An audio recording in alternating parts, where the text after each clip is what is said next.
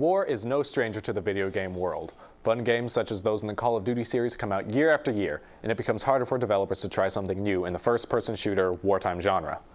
Until now. Enter M.A.G, or Massive Action Game for the PlayStation 3.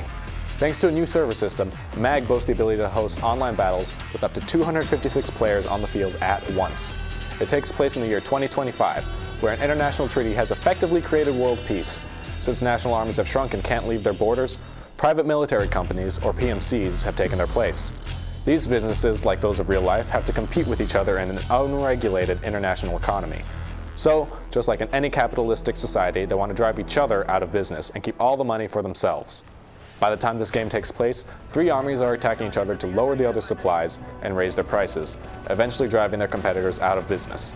It's like high school economics all over again, but with guns.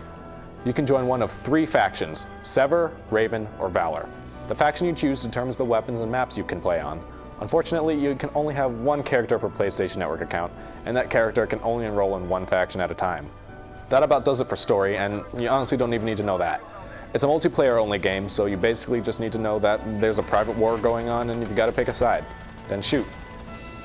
Well, actually, the mechanics of the battles are a little more complicated than that. The server architecture divides you into one of many 8-player squads.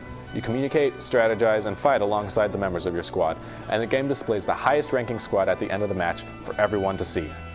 In the largest games, 4 squads form a platoon, and 4 platoons form a company.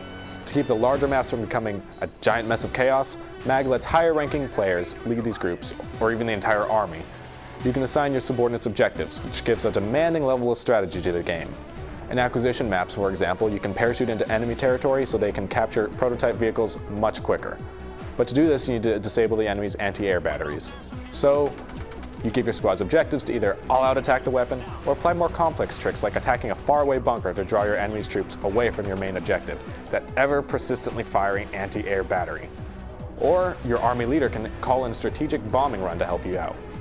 The opposing team may choose to repair that battery, or disable something of yours in retaliation.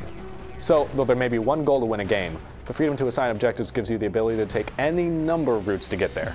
On the individual level, you can choose one of several soldier classes with a free pick of weapons and armor. As you level up, you can spend experience points on different skills, weapons, medical supplies, or repair kits to make your soldier completely unique and advanced. The developers did a great job of fixing the bugs and glitches from their beta to make gameplay a smooth and fun experience. I do have to complain, however, that the spawning timer can freeze every once in a while, and it whittles away my patience, as I wonder why I haven't spawned it yet. Even though the timer already hit 0, my squad needs me. Anyways, the controls could use a dedicated grenade button too, as switching to it with the L2 button takes a lot longer than you'd think. You have to arm the grenade, then throw it, not just hit a button like in other games such as Halo or Call of Duty. Also, you can only communicate with members of your own squad, as I said before. While this solves the bigger problem of dozens of voices screaming through your speakers all at once, every once in a while I do wish I could cry out for a medic from other players while my squad leaves me to bleed out and die on the ground behind them. So, let's get to the rundown.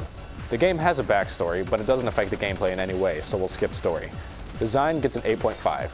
The large maps and server system that organizes all 256 players works extremely well. You almost forget about the complexities that make the game work. But things like an occasional glitch and awkward controls hold this back from a perfect 10. Gameplay gets an 8.0. It uses the tried and true first-person shooter formula, with some additions to let you customize your soldier. Presentation gets a perfect 10. It's easy to get through all the menus, pick your battle, and even customize your character in no time at all. Finally, replay value. This is an online-only game, which is fun, but you can get tired of playing the same maps over and over. Replay value gets a 7.5. So, I'm giving the PlayStation exclusive M.A.G an overall score of 8.5.